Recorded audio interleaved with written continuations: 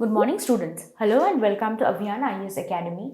Today we'll be taking up one more part from a very basic of English grammars as prepositions. So, what is a preposition? You all might already know that a preposition is a word which is placed before a noun or a pronoun to show the relationship between the person or a thing which it denotes. And how do we understand this? Is with this example. For example, the ball is on the table or the child is under the chair. With the words like under and on, this is expressing the relationship between the ball and the table. So this word on expresses the fact that the ball is lying on the table. It's not under the table. So it is expressing a relationship between the table and the ball. That is the importance of a preposition, that it expresses a relationship between a given object or things. Next one is a child is under the bed. So in the same way, when a child is under the bed, we say that this word under is expressing the relationship between the child and its position under the bed. So that is the precise importance of a preposition in a sentence. Now we often know that we keep on struggling with using the right preposition for the sentences. Preposition is trouble for not just young learners but also adult learners. So we always say this word that we have to use the appropriate preposition. Many a times what happens is we think a preposition would be very appropriate, could be used, but that is not the appropriate one. And also prepositions are a little dicey as a topic because it depends on the words which it is preceded by or it is succeeded with. So often we will be using a preposition such as, for example, acceptance, could talk, acceptance. These are just two words which I could give as examples. Like we often say talk to or talk with. Not that any of it is wrong, but it depends on the situation and the position, and that is how we determine the one where we will say talk to or we'll say talk with. So the difference between classifying the prepositions on the basis of those, we can say there are three kinds of prepositions, which are the simple prepositions. The first one is a simple preposition, which is in, on, off, or double F, at, etc. Then there can be compound prepositions. The compound prepositions are generally words which will have a prefix to it.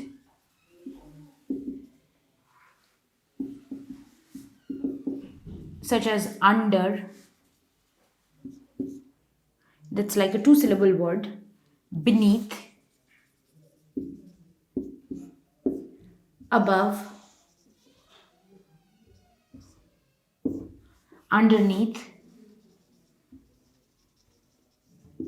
So now we know that these are the compound prepositions which will have more than one syllable to it. That is, there is a prefix to the preposition. So they are known as the compound prepositions.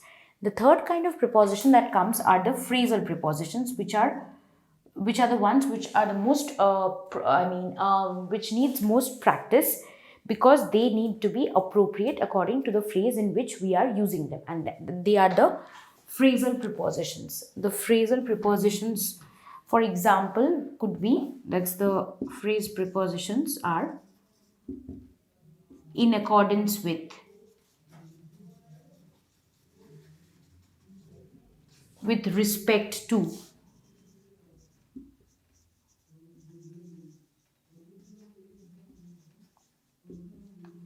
so these are the words. For example, let us differentiate between in accordance with and according to. Not that the meanings would be hugely different, but just because it is preceded by different form of the same word. One is dealing with this says accordance and this is according. So one would be followed by with and the other would be followed by a to. Then we can also say with respect to. So as I was talking about the word which is like speaking with and speaking to. So how is that different? When we say speaking to, when I say I am speaking to him, it means that one person is mostly a passive receiver and the other person is saying, and while the other person is listening to what the other person is saying. And When I say you should speak with the child, it is like we are focusing more on a dialogue with the child. We really don't want to be a monologue that one person goes on saying and the child is a passive receiver. We want the child to speak along with the person who is speaking, so that is speaking with. So that is how the subtle difference of the prepositions are. So for a few examples of phrase prepositions which you could talk about is in according to, in accordance with, in place of, agreeable to, in addition to, in reference to, but it's with reference of, along with, on behalf of, in regard to, in comparison to, instead of. There are certain, and then there are certain, the phrase prepositions are always generally stagnant in their forms because they don't really change a lot. For example, we'll always use fond of, by dint of, prefer to, younger than. So, like, what is the time by your watch? It's not what is the time in your watch. That's a very common error that we go on making. So, in the error correction part, which we had been dealing with also in a few of our previous lectures, we had been talking about the errors in prepositions. When you are asked to correct errors in sentences, please pay careful attention to the preposition that is being used in a sentence. It might have been the case that in the sentences you have not been given the correct preposition. So what happens is, like, it seems that it could be okay, but for prepositions it has to be appropriate. There is nothing okayish for a preposition. It has to be always the appropriate one. There is no 99 for a preposition. It has to be always a 100% right. That is the different. That is why we struggle with prepositions so much. So let us write down a few important prepositions which comes under the category of phrase prepositions. So few of the phrase prepositions could be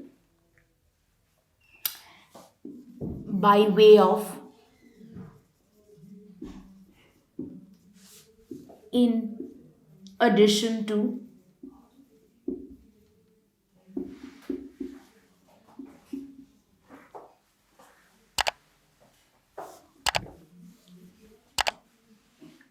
with reference to,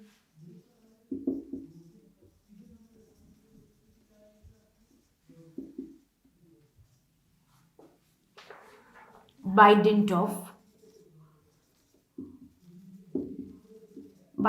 For example, if we say she succeeded by the dint of sheer luck, which means she succeeded just because of her good luck. So that is by dint of. But then we can use the reason of, by the reason of,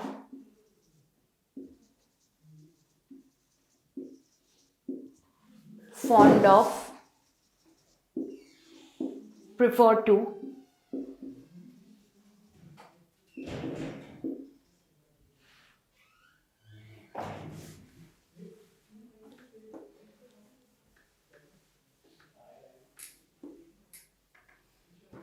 in front of,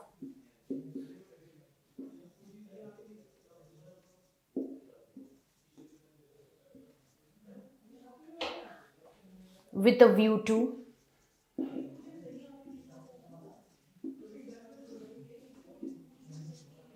So these are just a few prepositions, with phrase prepositions. There could be a number of more which we could talk about, and then we can use them in sentences of our own. For example, for the sake of, in order to, with regard to, in accordance with, as I say, I wrote it here, in accordance with, according to, in the course of time, or in course of. That is what, in course of, with a view to, in front of, in lieu of. So these are a few prepositions which comes in the category of phrase prepositions. There can be a number of more. For example, when we are using words like barring. Barring means except that, or except from, apart from that. When we are often we try to replace words also with phrase prepositions like barring. For example, barring is a word which could be one word substitute for the phrase with like except something or apart from something, you are asking, like, barring him, everyone should come, which means other than him, everyone should come. For then we can also say then phrases like we say concerned about, like she is concerned about her friends. That is one very common usage. We can also say like Ulysses is said to have been invented in the game of chess during the siege of Troy.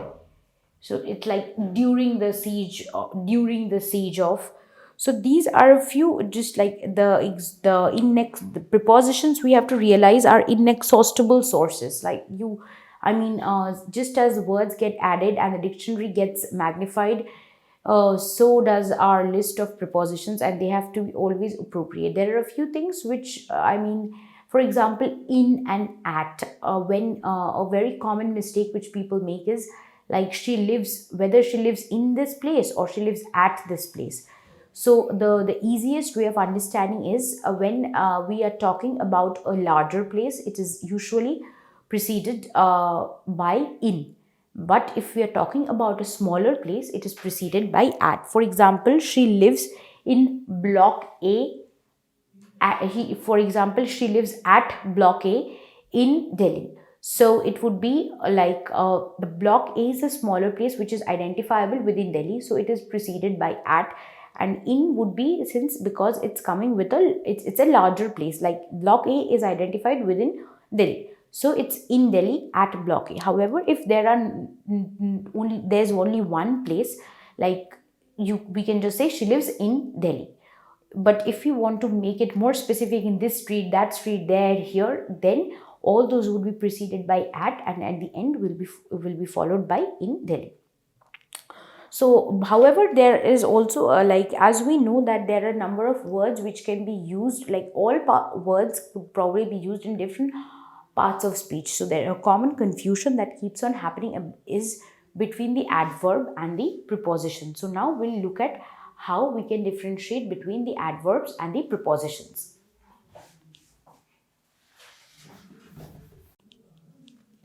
So I have used same words as adverb as well as prepositions to distinguish between the two. For example, when we say go and run about, this about here is used as an adverb, and when we say don't loiter about in the street, this is here used as a preposition.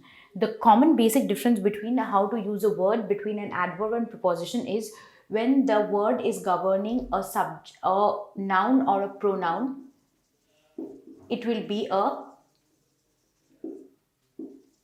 preposition, because that is what the primary function of a preposition is, to govern the noun or the pronoun. Here it is said don't loiter about the street. So this about is related to the word street. So it is the word about is governing the word street. That's why that's the preposition. And this is an adverb because it says go and run about. That is adverb of place. We are talking about a certain place. It is, this word is not governing any noun or this itself. In fact, this in itself is talking about a place. Not definite one, but certainly a place. So that's the difference between the adverb and the preposition. The next one is I could not come before, which this word, this here before, is again an adverb of time. This is talking about a certain time period or phase. So it's not governing any noun or pronoun, but here it's like I came the day before yesterday. So yesterday here is a noun that is a day specific which they are talking about, and the day before here, that is why it is becoming a preposition, because it is talking about again a noun.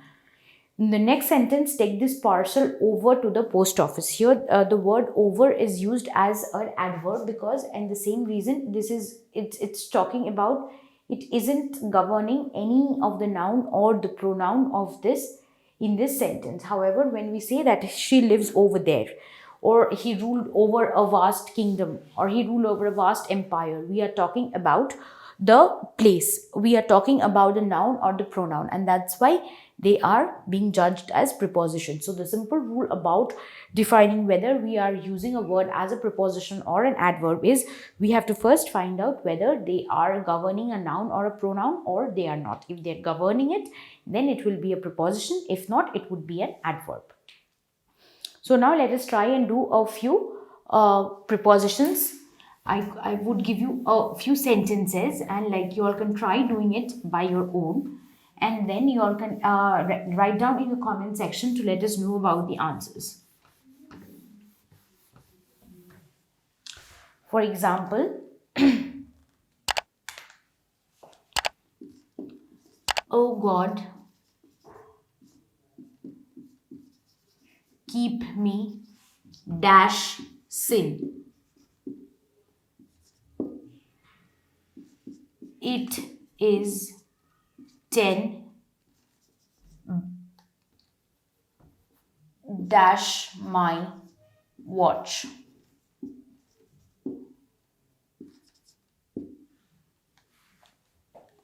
Do not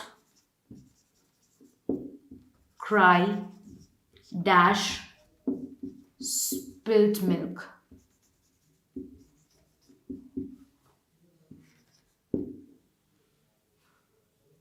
They drove dash Mumbai dash Pune.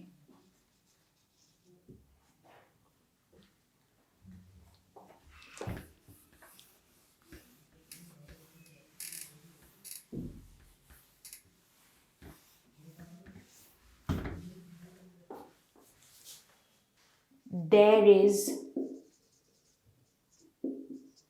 nothing new dash the sun.